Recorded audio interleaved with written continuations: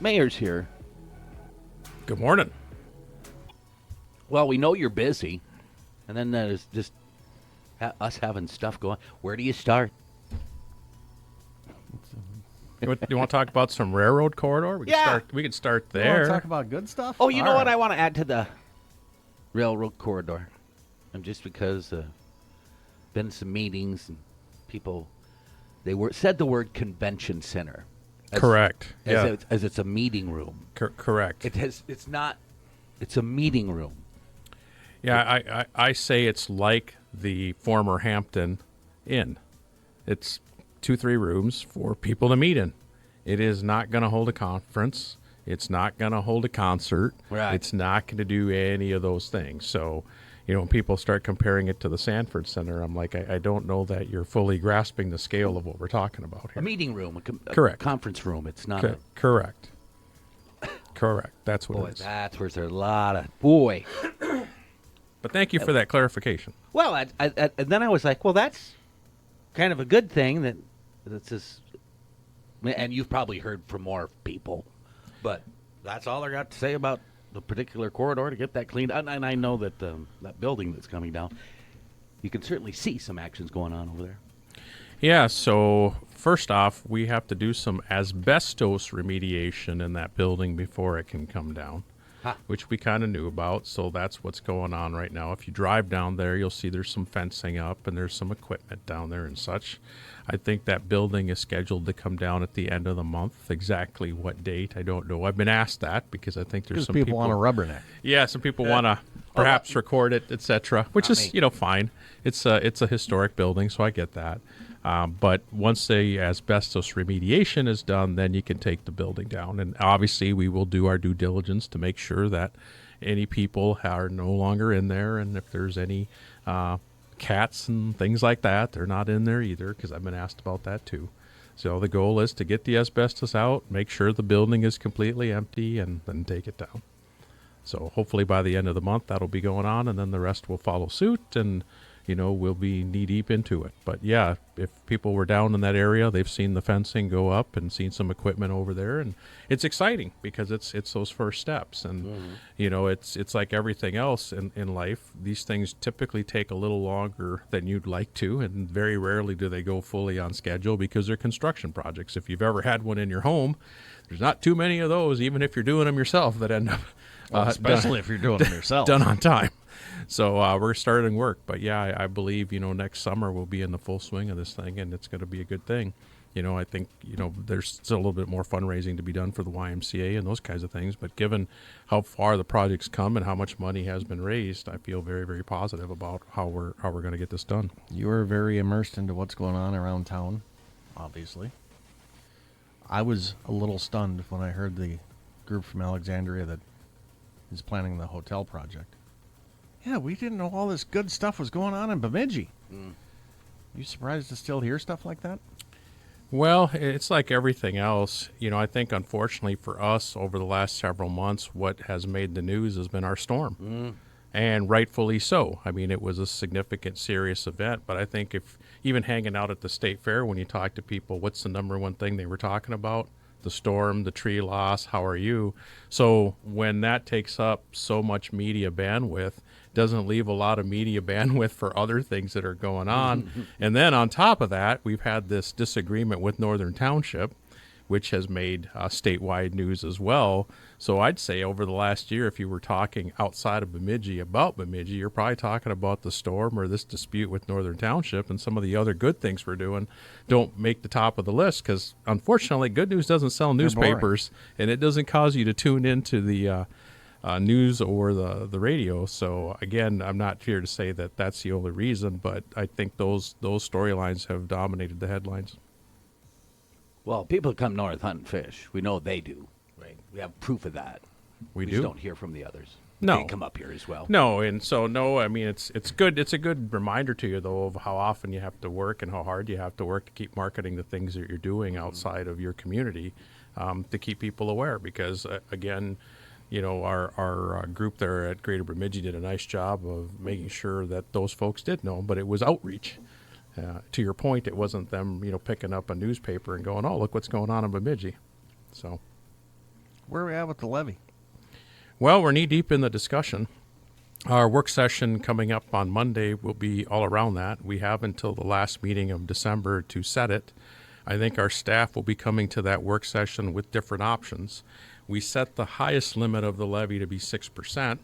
So my guess, from what I understand, is that I will be seeing, and we will all be seeing, some options. So, okay, if you want a 6% levy, this is what it looks like, and this is what gets funded. If you want a 4%, this is what it looks like, and this is what gets funded. If you want a 2%, et cetera. So I think we're going to be seeing something like that, and ultimately the council will have to make some choices. And that's the tough part. There's always this balance between services and taxes. That's just how it is. And I've said it many times. Are there efficiencies to be found? Absolutely. I mean, we're always looking for efficiencies. Every governmental unit is being tasked to do more with less. You're seeing it at the federal government with cuts. Most people are very aware of the not great shape our state budget's in and so forth. People have seen the county cuts. There have been folks very upset about the library in particular, right? We go right down the list. So every governmental unit is being tasked with this, and the decision has to be made. What's that balance? And, when we do developments like the one we're talking about that is going to create tax base, that's a big deal. Mm-hmm. Because every year your costs go up because your labor costs go up, inflation hits you. The question is it 1%, 2%, 4%, but it goes up. And if your tax base isn't growing at least at that rate to maintain, you have no choice but to either cut service or raise the levy. There's really no other option. So that's another key piece of it is growing that tax base to help you absorb these increases. What was last year's increase? I want to say it was 4.2 or something like that. It was 4 point something. I don't remember the point at the top of my head here, but yeah. Too bad you couldn't have voters vote on it that way. Lay it out on a ballot. 2% get you this, 4%. It'd be interesting because not everybody would pick the bottom. Right. Yeah, and I think that's the thing, you have to start separating your wants from your needs. Again, this is my perspective. There's a lot of things that we want. What do we need, and where is the balance? When you start talking about fire service, pretty hardcore need. Mm-hmm. Law enforcement and policing, pretty hardcore need. Making sure the roads are clear in the winter, pretty hardcore need. Some of your other things that you do, those become a little more debatable. And again, I'm careful when I go down those roads because I learned quite a while ago that one person's want is another person's need. Right. And so, that exists in my own household. So, that's where that discussion, comes along. If you talk about something like recreation, the programming that we do in the parks, some families benefit greatly from that, use it all the time. It's a huge part of what their family does. Others don't use it at all. Well, if you're asking somebody, should we put X amount of money into recreation, you're probably going to get two different answers. True. Depending on who they are. So I mean, that's what I mean. Like some of these other city functions that we do have a little bit of that. We obviously have a public arts commission. We support some of that. There's some people who think there should be zero there and some who say there should be more. Right? And there's a continuum. So these are the kinds of conversations that, end up happening and taking place and those kinds of things in regards to, what's in the departmental budgets and what's a want and what's in a need. So to your point, we're just in the middle of those conversations and a lot of different opinions around that table, and we'll see where we land. Any further conversations on how to replenish the reserves that were used after the storm? Yeah, I mean, I think we're looking pretty hard at using liquor store funding to try to use that to do the majority of it. We really, I think, as a council, haven't talked about wanting to put that on the levy, at least to this point. But I think the goal is to try to do it over time and to try to use other enterprise funds like the liquor store funds to do that. I also know that there's been some discussion about legislation potentially. Could we ask the state to give us more than 75%? I think that's a valid path. Doesn't mean that the answer will be yes, but you should at least try to ask the question. So, I mean, I think there's several different roads we're exploring here in terms of how this could get done, but I think the goal is not to put it on the levy.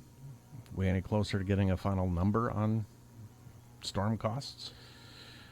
Well, I would say we're closer, but I wouldn't want to utter a number just yet because I know that, there's two numbers. I get asked a lot about this because of FEMA, And really, FEMA is triggered by the county. That's a county-wide number, which I think is still in flux. And then there's the city number, and then there's the actual out-of-cash city, and then there's the total overall cost because we're insured. The Sanford Center itself, I think that bill is going to come in at $3 to $4 million, but it's all insured except for $5,000. So, Nice. Yeah, that was storm damage cost, but it isn't taxpayer cash. On the other hand, with all the cleanup that we did, the curbside pickup and all of that, how much of that are we going to be reimbursed for? Zero. Which is still being worked on because that would come from the disaster relief fund. And how much of it are we on the hook for? Well, right. Same kind of deal. Yeah, that probably cost us $2-3 million. By the time it was all said and done, how much of that will we get back? That's in flux. So I think it's going to be probably a full year before you have the total accounting of all of that. And you're still finding a few things here and there. It's not big stuff anymore, which is good news. I mean, that would be terrifying if, 6 months later you found something really large that you missed. But there's still little things that are being found here and there as you go along, because it'll be a while. I mean, even in my own home, I didn't realize my little shed had damage till I went out there to put away my winter things, and I went, oh, look at that. Now, it wasn't severe, but I didn't report that to the adjuster. Right. I mean, it's my own home. So you can imagine in a city when you own all these different buildings and all these different pieces of property that you're going to find a few things as you go along that are new. $4 million to the Sanford Center is a big number. It's a big number. But on the other hand, it's a $65 million building. I mean, if you imagine what it would cost you to go build today. Right. So as a percentage, Not bad. but as a number, And, that's the thing that we all like to play games with. It's only this percent. Well, what's the number? Well, it's this number. Well, what's the percent? So you got to kind of look at this both ways. And as a finance guy, I always chuckle about this stuff because a lot of this stuff's in the eye of the beholder. For me, so long as we're insured and we're getting covered, that's the biggest piece of it. Sure. The number can be whatever it has to be so long as you're insured. If you're not insured, well, then that number is a big deal. And speaking of insurance, I was at a meeting earlier this week with representatives of the Insurance Federation, who is the trade association for insurance companies. It was a meeting that was organized by Representative Badal Duran. So I was there with some county commissioners, county administrator, our city manager, fellow council member Thayer.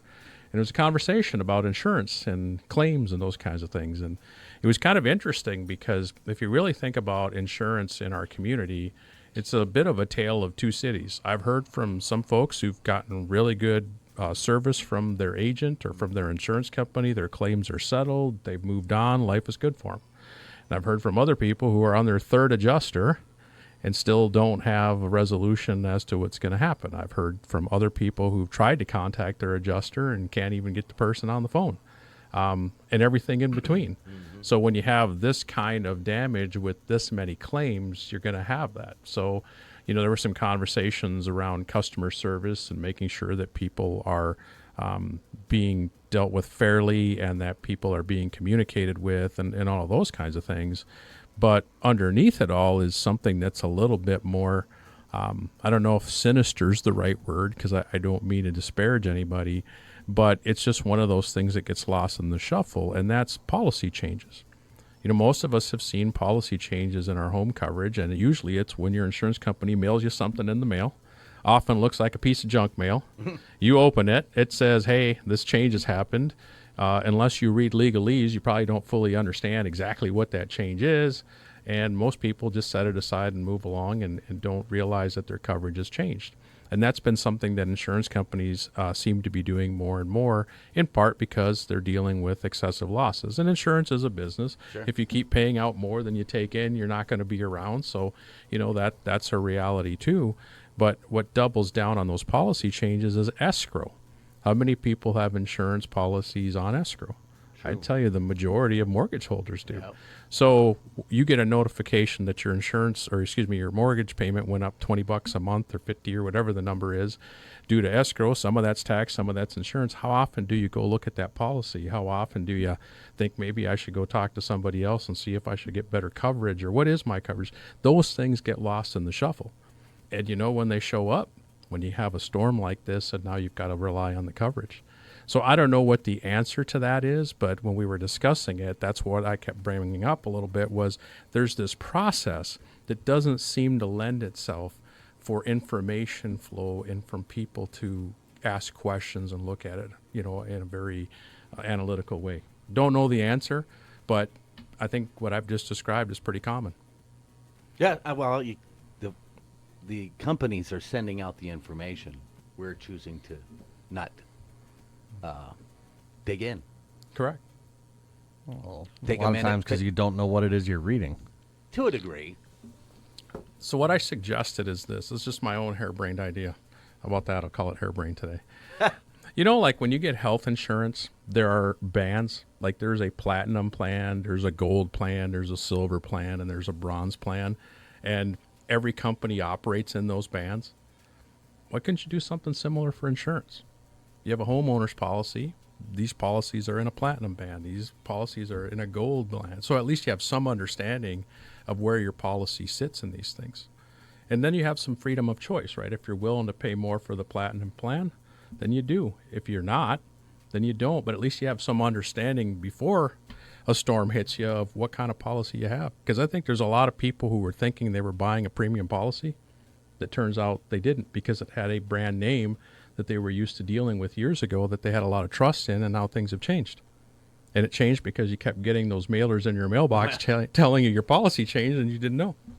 So again, I'm not telling you that's the answer, but that's what I keep thinking about. To your point, Schultz, is there some way that when the information comes, it comes in a readable way so you really understand what's being said to you? What's the latest with Northern Township? Still with the judge at this point. Everything's buttoned up. I think the attorneys are pretty much done with their back and forth, and the judge is reviewing things, and I keep hearing February, March now. It's the last kind of update I got. Could be any time, but that was the last timeline I got. Is it hard to set a levy and figure out a budget, and when you don't necessarily know what's happening with that? It's not too bad, because anything that happens there would come out of our utility fund and not our general fund. So that's a different pot of money. It's basically managed like a business.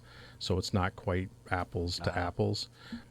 We don't anticipate at this point any more legal costs, because that would come out of the general fund. I mean, if there was a verdict the city didn't like, we could appeal it. So could Northern Township. So you can't say that that risk is zero. However it came in, somebody could appeal and you could have more legal costs.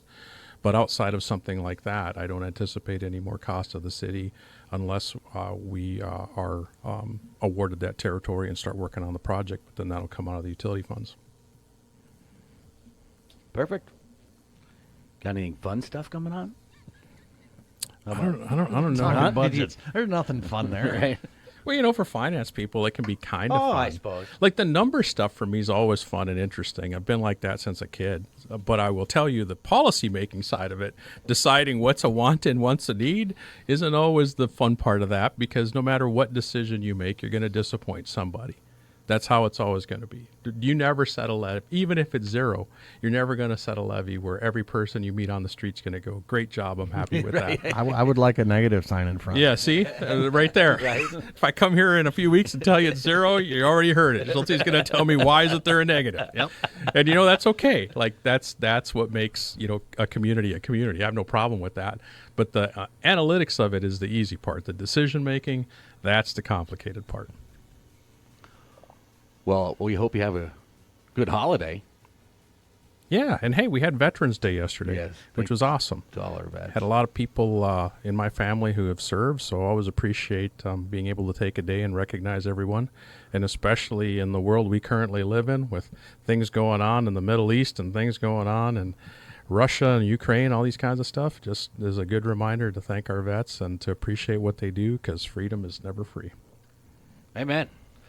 Well, thanks for stopping by. Absolutely. Appreciate you having me. And Cara, I'm sorry that I took your spot. And if you didn't get the weather forecast right, that's on me. So I'm sorry. These guys set me up. They didn't tell me. But anyways, I hope everybody has a great week.